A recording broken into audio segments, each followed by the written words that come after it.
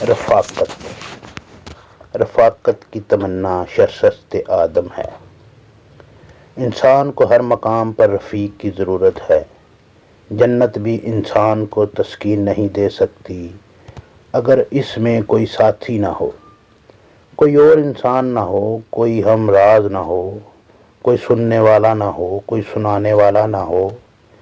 آسمانوں پر بھی انسان کو انسان کی تمنا رہی اور زمین پر بھی انسان کو انسان کی طلب سے مفر ممکن نہیں۔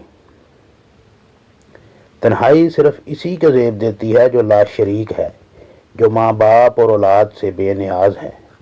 لامقام میں رہنے والا تنہا رہ سکتا ہے، لیکن زمین پر رہنے والا تنہا نہیں رہ سکتا۔ یہ انسان کی ضرورت بھی ہے اور اس کی فطرت بھی۔ انسان کسی مقام پر تنہا نہیں رہ سکتا۔ قبل از پیدائش اور بعد از مرگ کے حالات تو اللہ ہی جانتا ہے، لیکن زندگی میں انسان پر کوئی دور ایسا نہیں آتا جب وہ تنہا ہو، نہ جنازہ تنہا، نہ شادی تنہا۔ رات کے گہرے سناٹے میں اپنی کرسی پر اکیلا بیٹھا ہوا انسان بھی اکیلا نہیں ہوتا۔ اسے ماضی کی صدائیں آتی ہیں، اس کے ساتھ وہ نظارے ہوتے ہیں جو اس کے سامنے نہیں ہوتے۔ یادوں کے گلاب کھلتے ہیں، جلتی بجھتی آنکھوں کے طلسمات واہ ہوتے ہیں، سین پیکروں کے خطوط ابھرتے ہیں، ڈوبتے ہیں، گزرے ہوئے ایام پھر سے رخصت ہونا شروع ہوتے ہیں، خشک شاخیں زخموں کی طرح پھر سے ہری ہوتی ہیں، اور اس سناٹے میں آوازیں ہی آوازیں آنی شروع ہوتی ہیں، اور یوں تنہائی میں تنہائی ممکن نہیں ہوتی۔ رفاقت کی افادیت سمجھنے کے لیے ضروری ہے کہ انسان اپنی صفات اور اپنی صلاحیتوں کا جائزہ لے۔ ہماری ہر صلاحیت رفاقت کی محتاج ہے۔ ہماری گواہی سماعت رفیق کی محتاج ہے۔ ہماری سماعت آواز دوست کی منتظر رہتی ہے۔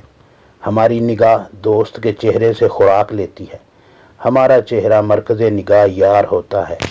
ہمارے افکار دوست کو روشنی دیتے ہیں اور ہم اس کی فکر سے پرورش پاتے ہیں۔ دل ہمارا ہوتا ہے اور درد دوست کا۔ ہماری خوشیاں شرکت حبیب سے دوبالا ہوتی ہیں، اور ہمارے غم گسار کے تقرب سے کم ہوتے ہیں۔ ہمارا سفر ہمارے ہم سفر کی میت سے بامعنی اور پر رونق ہوتا ہے۔ ہمارا قیام اسی چراغ سے منور ہوتا ہے۔ دوست کی توجہ اور اس کے تعاون ہمیں عروج کے منازل سے آشنا کراتے ہیں۔ ہمارے منصوبے ہماری زندگی میں اور ہماری زندگی کے بعد بھی ہمارے دوست کی نگرانی سے پروان چڑھتے ہیں۔ دوست سے گفتگو حکمت و دانائی کے رموز آشکار کرتی ہے۔ ہمارے ظاہر باطن کا نکھار جمال ہم نشیں سے متاثر ہوتا رہتا ہے۔ ہماری عبادت بھی رفاقت سے سعادت حاصل کرتی ہے۔ ہماری تمام دعائیں اجتماعی ہیں، اور اجتماع کی بنیاد رفاقتوں کے فیض سے قائم ہے۔ وہ انسان جس نے رفیق سے وفا نہ کی، کسی سے وفا نہیں کر سکتا، نہ دین سے، نہ خدا سے، نہ خود اپنے آپ سے۔ عظیم انسان اپنے حبیب پر غیر متزلزل اعتماد کے سہارے عظیم ہوتے ہیں۔ انتخاب رفیق سے پہلے تحقیق کر لینا جائز ہے، لیکن کسی کو دوست کہہ لینے کے بعد اسے کسی آزمائش سے گزارنا بددیانتی ہے۔ دوست کے ساتھ صرف ایک ہی سلوک روا ہے، اور وہ وفا ہے۔ وفا کرنے والے کسی کی بے وفائی کا گلہ نہیں کرتے۔ اپنی وفا کا تذکرہ بھی وفا کے باب میں ابتدائے جفا ہے۔ رفاقت قائم رکھنے کے لیے انسان کو نہ ختم ہونے والا حوصلہ ملا ہے۔ رفاقتیں گردش حالات سے متاثر نہیں ہوتیں۔ رفاقتیں صحبتوں کی گھاٹیوں سے گنگناتی ہوئی گزرتی ہیں۔ کائنات کی ہر شے میں ہمہ وقت تغیر ہے، لیکن رفاقت کے خمیر و ضمیر میں استقامت کا جوہر ہے۔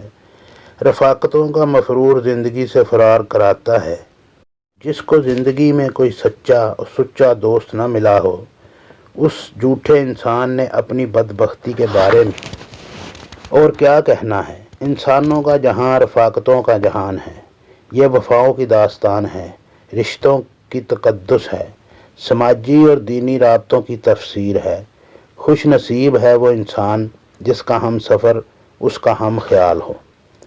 خدا سے لو لگانے والے مخلوق خدا سے الگ بیٹھ کر عبادات کے درجات حاصل کرنے کے بعد مخلوق خدا کے پاس واپس لوٹا دیے جاتے ہیں تاکہ مخلوق کی رہنمائی کریں۔ تنہائیوں سے واپسی ہی رفاقت کی اہمیت کا ثبوت ہے۔ پیغمبروں نے پسندیدہ رفاقتوں کی دعائیں فرمائیں۔ کوئی عابد عبادت کی غرض سے جنگل میں تنہا بیٹھ جائے تو بھی تنہا نہ رہ سکے گا۔ کچھ ہی عرصے بعد اس کے گرد انسانوں کا ہجوم اکٹھا ہو جائے گا، آستانہ بنے گا، عبادت گاہ بنے گی، لنگر خانے کھل جائیں گے اور طالبان حق و صداقت اس ویرانے میں بستی عباد کریں گے۔ پیدا ہونے والا بچہ جب آنکھ کھولتا ہے تو سب سے پہلے اسے جو شے نظر آتی ہے وہ انسانی چہرہ ہے، شفیق چہرہ، نورانی چہرہ، محبت و مسرت سے سرشار، مامتا کا مقدس چہرہ۔ اس کے بعد ساری زندگی چہروں کی رفاقت کا سفر ہے۔ ایک انسان کا تقرب ہی انسانیت کا تقرب ہے۔ نیکی، بدی، گناہ، ثواب سب انسانوں سے وابستہ ہیں۔ انسان سے آشنائی خدا شناسی کی گناہ ہے۔ رفاقت کا سرمایہ ہر سرمایہ سے افضل ہے۔ انسان کی خاطر جان پر کھیل جاتا ہے۔ بادشاہ تخت چھوڑ دیتے ہیں، دوست کو نہیں چھوڑتے۔ رفاقتوں کے فیض اعتماد کے دم سے ہیں۔ بد اعتماد انسان نہ کسی کا رفیق ہوتا ہے نہ اس کا کوئی حبیب ہوتا ہے۔ بد اعتمادی کی سب سے بڑی سزا یہ ہے کہ انسان کو ایسا کوئی انسان نظر نہیں آتا جس کے تقرب کی وہ خواہش کرے، اور نہ وہ خود کو کسی کے تقرب کا اہل سمجھتا ہے۔ تنہائی کے مسافر بیمار روحیں اذیت کی منزلیں طے کرتی ہیں۔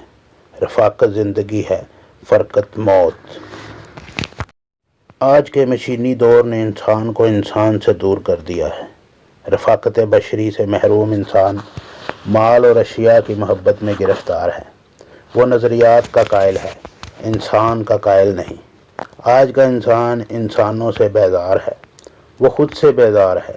وہ غیر فطری زندگی بسر کر رہا ہے۔ اس پر کربناک تنہائی کا عذاب نازل ہو چکا ہے۔ کوئی کسی سے ہمدردی نہیں رکھتا، کوئی کسی کو نہیں پہچانتا، کوئی کسی کا بوجھ اٹھانے کو تیار نہیں۔ آج انسانوں کی بھیڑ میں ہر انسان اکیلا ہے، ایسے ہی جیسے ایک وسیع سمندر میں بے شمار جزیرے، ایک دوسرے کے آس پاس لیکن ایک دوسرے سے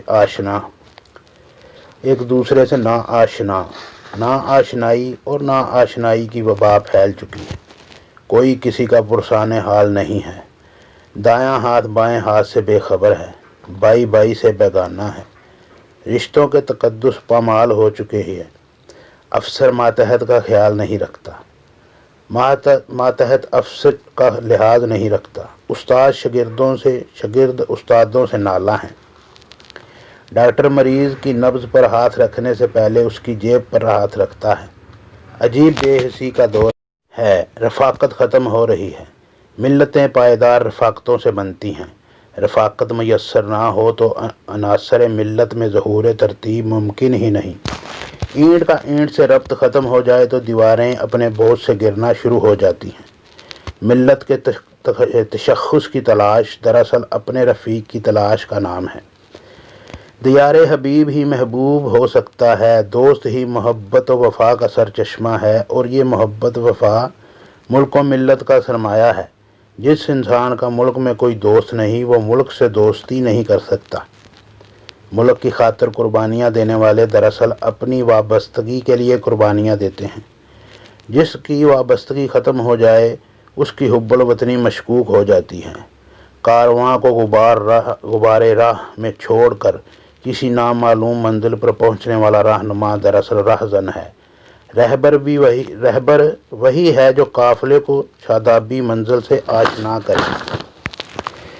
زندگی کا خواب صورت میلہ سنگت کے دم سے ہے۔ سنگت نہ ہو تو اس میلے میں ہر انسان اکیلا ہے۔